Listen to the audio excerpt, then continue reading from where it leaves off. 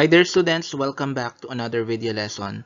So this will be our second to the last video lesson for Grade 10 Mathematics Quarter 2. So for this video lesson, we will be discussing about the equation of a circle. So the equation of a circle can be written in two forms. So yung una po natin is standard form and the next one is general form. So kung ano ang pinagkaiba ng standard form and general form, so matutunghayan nyo po dito sa video lesson na ito.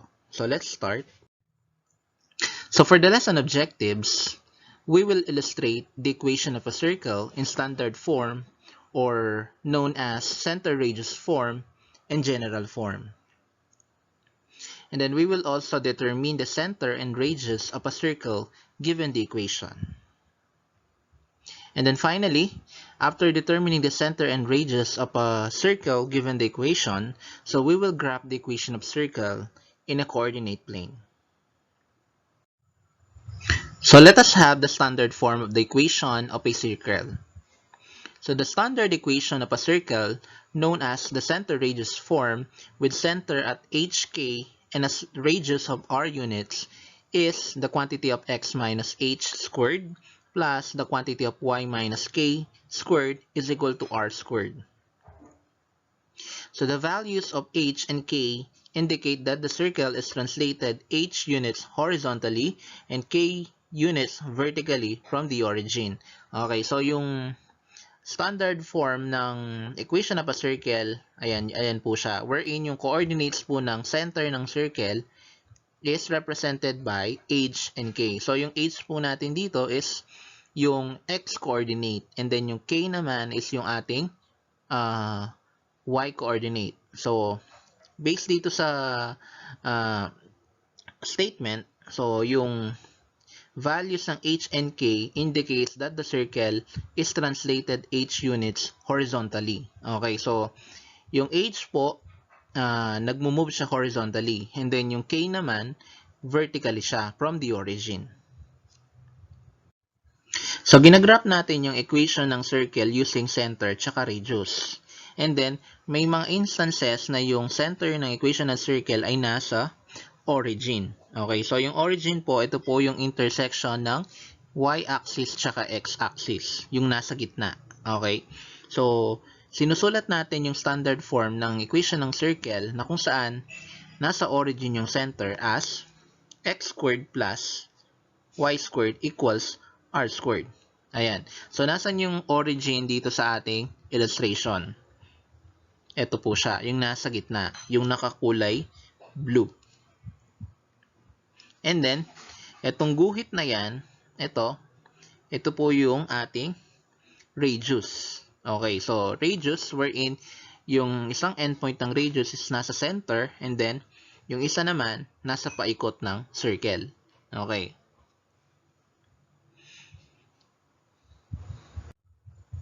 Next naman, kapag ang center ng equation ng circle is at hk wherein wala po siya sa origin, so meron tayong mga values ng h and k aside from 0. Okay, so kapag ganun po, sinusulat po yung equation ng circle as, ayan, the quantity of x minus h squared plus the quantity of y minus k squared equals r squared. Okay. So, paano natin yon ipapakita? Using the graph. Okay, as you can see, ayan. Ituro natin kung nasa ng origin. So, ito po yung origin. Ayan, nasa gitna. So, kung mapapansin nyo, yung center po ng circle, wala po sa origin. Nasa hk. Okay, so, big sabihin, may ibang value yung h and k bukod sa 0. Okay, so, ito po ang ating hk. Ayan. So, kung ilolocate natin yung center ng circle gamit yung given na yan, so, ito siya. Nakatapat po siya sa 2. And then, nakatapat din po siya sa 3. Ibig sabihin, ang center ng circle natin is nasa 2, 3. So, yung 2 po, ito po yung ating x-coordinate. And then naman, yung y-coordinate natin is yung 3. And then, yung radius natin, ayan, pwede natin siyang bilangin. Ito siya. 1, 2, 3. So, ibig sabihin, ang given na illustration natin, meron siyang radius na 3 units. So, let us have an activity. Write the equation of the circle in standard form. So, again, yung standard form natin, ipinakita ko na po kanina. So, ang gagawin lang po natin, isusulat natin yung equation ng circle sa standard form. So, first example. The equation of a circle with center at the origin and a radius of 12 units. Okay. So, based sa ating given, yung center ng ating equation is nasa origin, 0, 0. And then, yung given radius is 12 units. So, in standard form po natin dito will be x squared plus y squared equals r squared. So, since nasa origin po yun, magiging x squared plus y squared na lang. And then, equals dun sa radius. So, 12 units. So, magiging 12 squared. 12 times 12, that is 144. So, ibig sabihin yung equation ng circle with center at the origin and a radius of 12 units is given as x squared plus y squared equals 144. So, tatandaan lang po natin, once na yung center ng circle is nasa origin, so makikita nyo lang po as x squared plus y squared equals yung square nung radius. So, ibig sabihin yung kung ano man ang radius, i-raise lang natin sa 2 or imumultiply natin sa sarili niya. So, ayan po yung ating equation. Next example. The equation of a circle with center at 1, 6 and a radius of 3 units. So, dito po sa ating given example, yung center po ng equation ng circle ay wala na po sa origin. So, given po yung center niya, ayan, 1, 6. So, sulat natin yung standard form ng equation ng circle. So, the quantity of x minus h squared plus the quantity of y minus k squared is equal to r squared. And then, isa-substitute natin yung center 1, 6 dun sa ating standard form of equation. So, yung h po natin dito is yung 1. And then, yung k naman natin is yung 6. So, i-substitute natin as x minus 1 squared plus quantity of y minus 6 squared is equal to 3 squared. So, hindi pa po yan ang ating final answer. Okay, so kapag standard form po, kailangan yung 3 squared po naka-express po yan. So, ibig sabihin 3 times 3. Hindi po siya 3 times 2. So, final answer natin, ito siya. The quantity of x minus 1 squared plus the quantity of y minus 6 squared equals 9. So, ibig sabihin, ito po yung ating equation of a circle written in standard form. So, for our last problem for standard form, so the equation of a circle with center at negative 3, 4 and a radius of 7 units. Okay. So, i-identify natin yung center. Negative 3, 4. And then, yung radius natin is 7 units. And then, yung standard form ng equation ng circle, sulat natin. So, the quantity of x minus h squared plus the quantity of y minus k squared equals r squared. Saka natin isa-substitute yung center, yung coordinates ng center. So, negative 3, ito yung h. And then, 4, ito naman yung ating k.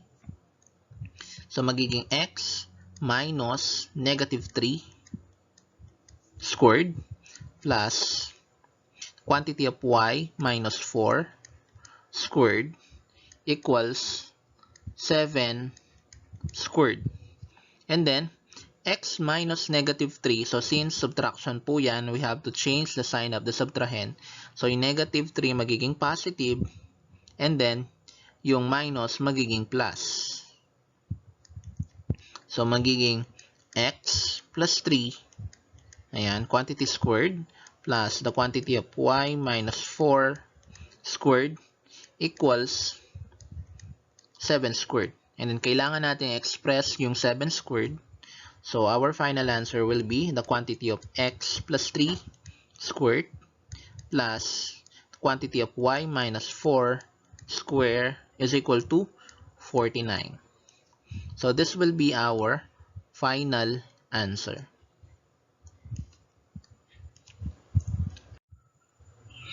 So how do we write the equation of a circle in general form?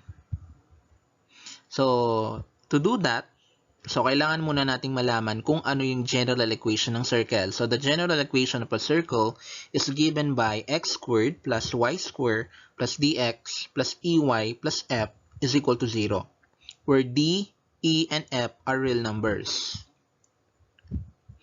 So the general equation of a circle is obtained by simply expanding the standard equation of a circle. So ibig sabihin po, express lang po natin, ayan, yung standard form. Expand natin yan. Just like, halimbawa yan, x minus h square. So para lang po siyang square of binomial. Okay. So expand lang natin yon. And then, since general form po yan, kailangan equal to 0. Ibig sabihin, kung meron po tayo radius dito, kailangan po natin yun matanggal sa right side, dalhin po sa left side para equal po sa 0. So, ganyan po yung general equation ng circle. So, let us have the next activity. So, kung kanina, sinulat natin yung equation ng circle in standard form. So ngayon naman, we will write the equation of a circle in general form and determine the values of d, e, and f. So it is impossible for us to determine the values of d, e, and f kapag hindi natin in-expand yung standard form ng equation ng circle. So kailangan muna natin yung i-express in general form. So for example, number 1. The equation of a circle with center at 2, -3, and a radius of 4 units. So, sulat natin yung center niya, 2, -3. And then, yung radius naman niya is 4. So, yung standard form ng equation will be quantity of x minus h square plus the quantity of y minus k square is equal to r squared. Next, i-substitute natin ngayon yung center, yung hk. So, 2 ang magiging h, and then k naman ang -3.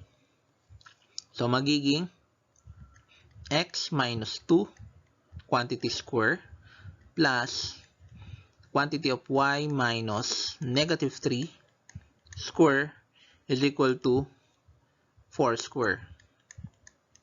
Ayan. And then, sulat natin the quantity of x minus 2 square plus y plus 3 quantity square. So, since y minus -3, ayan, so -3 will become positive and then minus will become plus. Equals 4 square, that is 16. So, ayan. Ngayon po, i-express natin or expand natin yung x minus 2 tsaka yung y plus 3. Okay, so para lang siyang square of binomial. So, the quantity of x minus 2 square. So, ang gagawin natin dito, square the first term. So, x times x is x squared. And then, twice the product of the first and second term. So, x times -2 is -2x. Tapos, multiply natin sa 2. So, 2 times -2x. And then, square the last term. -2 square plus yung y plus 3 naman, ganun din. So, y square plus 2 times y times 3. So, 2 times 3y. And then, square the last term. 3 square equals 16. Okay, so ngayon, express lang natin siya para mas makita nyo siya. So, x squared plus, ayan, 2 times -2x is -4x. And then, plus, -2 square is +4. And then, plus y squared. And then, 2 times 3y is 6y. And then, 3 square is 9. equals 16. And then, ang 16, tanggalin natin siya dito sa right side. Dalhin natin sa left side. Magiging x squared minus 4x plus 4 plus y squared plus 6y plus 9 minus 16 is equal to 0. And then, isaayos natin siya sa general form niya. Ganito siya. So, x squared muna plus yung y squared and then negative 4x tapos 6y plus 6y and then i-add natin, combine natin yung 4, 9, tsaka negative 16. So 4 plus 9 is 13 minus 16 is negative 3 equals 0. So ito po yung ating general equation for our example. And then to determine the values of D, E, and F. Okay, so yung D po natin dito is negative 4, yung coefficient po ng x. And then yung E naman natin is yung coefficient ng y, which is 6. And then yung ating F is negative 3. So let us have example number 2. The equation of a circle with center at 4, 7, and a radius of 7 units. So yung center na ating equation is at 4, 7. And then yung radius naman yan is 7 units. So sulat natin yung standard form ng equation.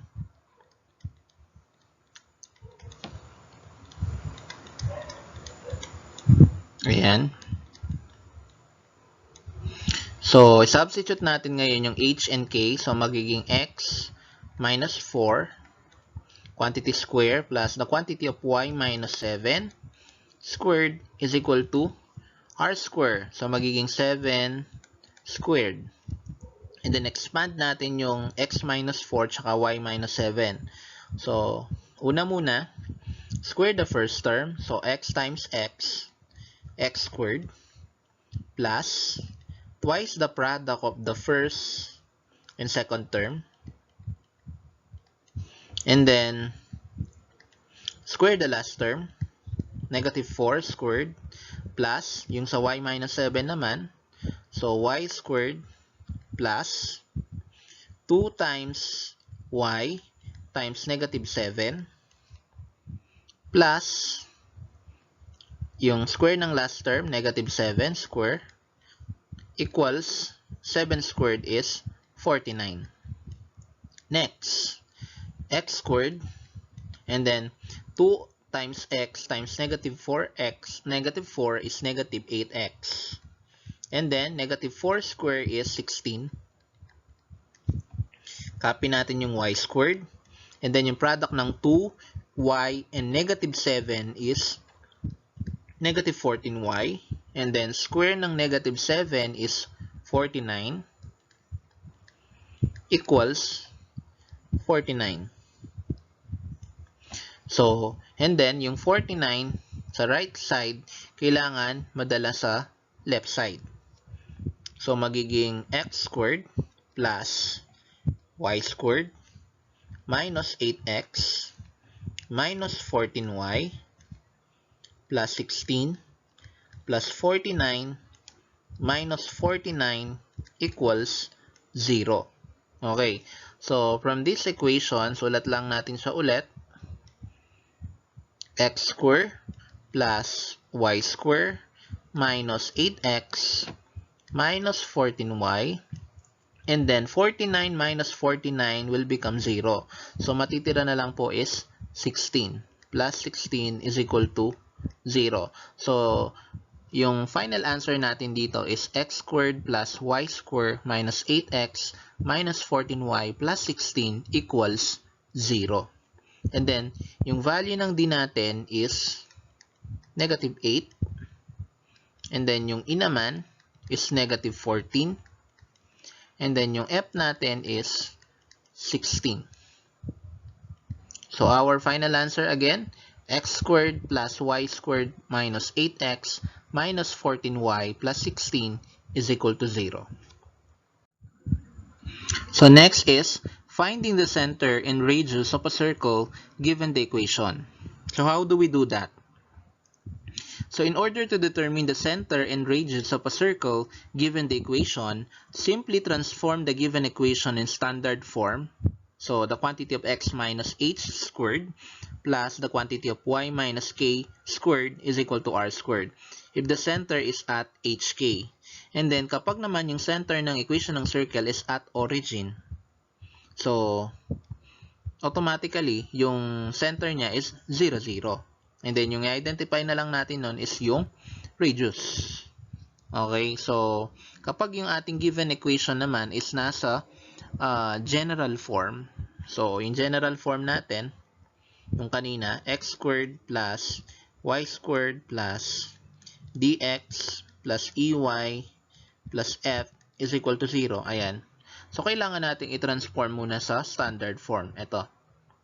Para ma-identify natin yung center ng circle tsaka yung radius. So how do we graph the equation of a circle? So kung pwede natin i-graph yung line, yung parabola, yung polynomial function, ayan. So pwede rin po natin i-graph yung equation ng circle. So circle is a round. So bilog po yung kanyang graph. Pwede natin siyang i-graph sa coordinate plane, yung x and y axis. Okay? So paano yun gagawin? First step natin, you plot the coordinates of the center. So, kailangan nating malocate muna yung center ng equation ng circle. So, paano yon? Kailangan nakasulat po yung equation sa standard form. Kapag nakasulat yung equation sa general form, kailangan muna nating i-transform yon into standard form. And then, after locating the center of the given circle, second, move our units up, down, left, and right. So, para mas makita natin kung gaano ba kalawak, gaano ba kalaki ang circle, yung equation ng circle. So, kailangan natin mag-move ng pare-pareho up, down, left, and right. Like for example, kung 5 yung radius ng ating given equation, so kailangan natin mag-move ng 5 units up, down, left, and right. So, dapat po pantay-pantay po yung movement. So, dahil kasi all radii are congruent. Lahat ng radius ng circle ay congruent. And then, third, connect the points to graph the circle using a smooth curve. So, after nating malocate yung center, and then after nating mag-move ng r units up, down, left, and right, that is the time na i-connect natin yung mga points na yon. Okay, so pwede po tayong gumamit ng compass. So, yung compass, yung pinaka tip ng compass, ayun. So, yung isa nasa center. Yung parang, para siyang karayom. And then, kailangan nating i-locate yung radius. Okay, para, natin yan, i-sketch natin, pabilog po yung kanyang graph. Okay, so kailangan nakapantay po yung isa sa center. Yung isa naman, yung isang points nung haba ng radius. That's the time na pwede na nating sketch yung graph ng equation ng circle. So let us have an example. Determine the center and radius of the circle whose equation is x squared plus y squared is equal to 16 and graph. Okay, so kailangan natin kunin yung center tsaka radius ng ating given equation. Tsaka natin i-graph. So, as you can see, yung ating equation, ayan siya, x squared plus y squared is equal to 16. So, kapag ganyan po yung nakikita nating equation, automatically, yung center niya is at the origin. So, wherein yung coordinates ng origin is 0, 0. And then, yung radius naman natin is 16.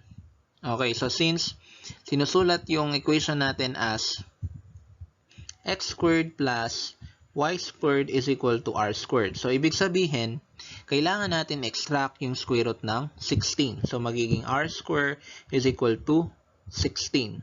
So, that is r equals, the square root of 16 is 4. So, ibig sabihin, yung radius po ng ating given equation is 4 units. So, ayan. Yung center natin is nasa origin. And then yung ating radius, ayan, 4 units. So, pwede na po natin yan i-graph.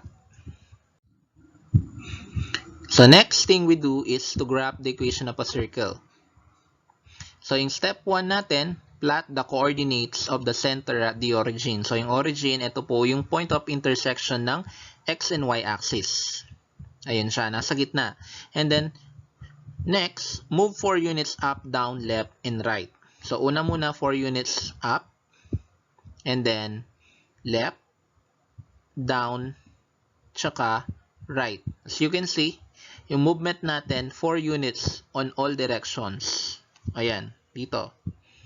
1, 2, 3, 4. And then sa left, 1, 2, 3, 4. Tapos down, 1, 2, 3, 4. And then sa right, 1, 2, 3, 4. And then, connect the points to graph the circle using a smooth curve. So, after nating ma-plot yung center, tsaka yung radius, ayan, i-connect natin yan. So, ito po ang itsura ng kanyang graph. Circle, as you can see, ayan, lahat ng ating mga points na minove natin kanina, 4 units, ayan, na-intersect ng ating circle. Okay. So, i-label lang natin yung coordinates ng center natin at 0, 0. And then, yung ating radius, ayan, 4 units. And then, yan po ang graph ng ating equation. X squared plus y squared is equal to 16. Next example. Find the center and radius of the given circle whose equation is the quantity of x minus 2 square plus the quantity of y plus 3 square equals 9 and graph. So, dito naman yung ating equation is written in standard form. And then, yung center niya, wala na po sa origin. So, yung center natin dito, madali natin siyang ma-identify. So, ito po yun. Negative 2, tsaka 3. Babaliktarin lang po natin yung mga sign nila. So, yung center niya, 2, negative 3. So, negative 2 naging positive 2. And then naman, yung 3 naging negative 3. And then, yung radius naman natin dito is r squared is equal to 9.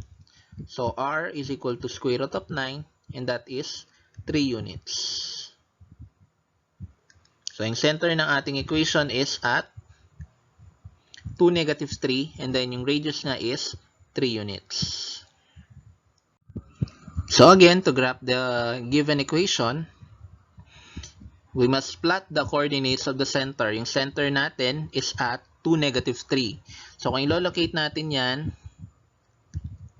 ito yung 2. And then, ito naman yung negative 3. So, ito yon. Yung ating center, ayan, nasa gitna. Okay? So, 2, negative 3. Pagtapatin natin para mas lalo nyo makita, ayan, 2. And then, nakatapat sa negative 3 dun sa y-axis. Ayan. Yung center niya is at 2, negative 3.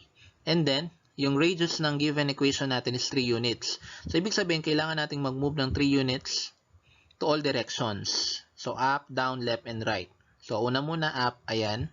Then, 3 units to the left, 3 units to the right, and 3 units down. So, ayan. And then, i-connect natin yung mga points na yan para makita ninyo kung ano yung equation ng circle.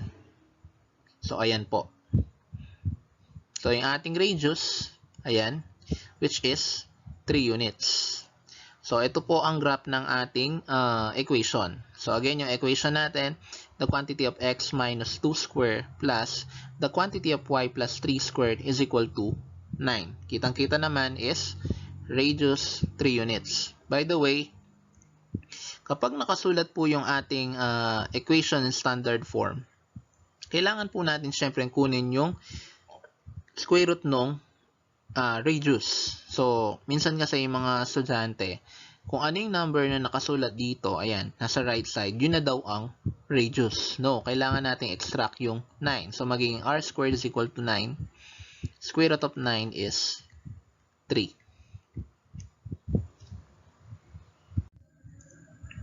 So example number 3. What is the center and radius of the circle x squared plus y squared plus 2x minus 8y minus 8 is equal to 0?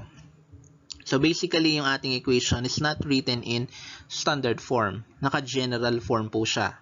Okay. So kailangan natin i-transform in standard form. So gagawin natin, combine like terms. So x squared tsaka 2x, y squared minus 8y. Ayan. Next, ang una natin gagawin, yung negative 8, kailangan natin siyang dalhin sa right side. So, magiging x squared plus y squared plus 2x minus 8y is equal to 8. So, since negative 8 siya, lipat natin sa right side. So, magiging positive 8. So, mag-add tayo ng 8 to both sides para matanggal sa left side. Ayan. And then next, combine like terms. So, x squared plus 2x plus what? Okay. So, para lumitaw po yung quantity square, ayun, kailangan po nating mag-add ng constant term sa kanya para maging perfect square trinomial siya. So, sulat muna natin siya. Y squared minus 8y plus blank equals 8. And then, kung ano yung in-add natin, yung mga naka-blank na yan, i-add din po natin yan sa right side para po siyang completing the square. Kung ano ang in-add natin dito sa left side, i-add din po natin sa right side. Paano natin makukuha yung constant term? Okay, so dito muna tayo sa x squared plus 2x. So, we will divide the numerical coefficient of x by 2. So, 2 divided by 2 is 1. And then we will square 1, and that is 1. So, x squared plus 2x plus 1 is a perfect square trinomial. Next, half of negative 8 dito naman is negative 4. And then square of negative 4 is positive 16. So, y squared minus 8y plus 16 is a perfect square trinomial. And then, as I've said a while ago, so kung anong in-add natin sa left side, i-add din po natin sa right side. So, mag-a-add tayo ng 1, tsaka 16. And then, ita-transform natin yung x squared plus 2x plus 1 na parang square of binomial. So, the square root of x squared is x. Follow the sign of the middle term. And then, square root of the last term, 1 square. Next, plus the square root of y squared is y. And then, copy the sign of the middle term, minus. And then, square root of 16 is 4. Quantity squared. And then, the sum of 8, 1, and 16 is 25. Now, what is the center and radius of the given equation? Okay, so yung center po niya is at negative 1, 4. So again, positive 1 naging negative 1, negative 4 naging positive 4. And then, yung radius naman niya is square root of 25, and that is 5 units. So, hindi po siya 25 ha, kasi itong 25 na yon, na to is r squared. So, kailangan nating extract yung square root ng 25. 25 is a perfect square. So, r is equal to 5 units. So, since meron na tayong center tsaka radius, pwede na po nating i-graph yung equation natin. So, we will plot the coordinates of the center, negative 1, 4. So, nasa ng negative 1, 4. So, ito po ang negative 1. Ito naman po yung ating 4. So, yung tapat nila, ayan. Ito siya. Yan po ang magsisilbing center. And then, move 5 units up, down, left, and right. So, kailangan pantay-pantay po yung movement to all directions. So, ayan po yung kanyang radius. Ayan, nag-move na tayo ng 5 units sa lahat ng direction. Now, we will connect the points to graph the circle using a smooth curve. So, ayan, using compass. So, ayun, ito po yung yung matalim na part ng compass nandito po dapat sa center. Ayan. And then, yung isa naman, yung lapis na magsisilbing iikot na ngayon, dapat nakaturo po dito sa isang side na yan. And then, ikot lang po yun, mai-sketch na po yung graph ng circle na, ayan po. Yun yung kanyang sketch. So, as you can see, in-intersect niya lahat yung 4 points na yon. Hindi niya pwede syempre i-intersect yung center. Okay? So, yan po yung ating graph ng ating equation. Ayan naman yung kanyang radius, which is 5 units. And then, the equation, x squared plus y squared plus 2x minus 8y minus 8 is equal to 0. So, up next, solve problems involving equation of a circle. So, ito na po yung pinaka-last lesson natin for this quarter. So, after natin, of course, i-discuss yung equation ng circle, we have to apply the concepts through solving word problems.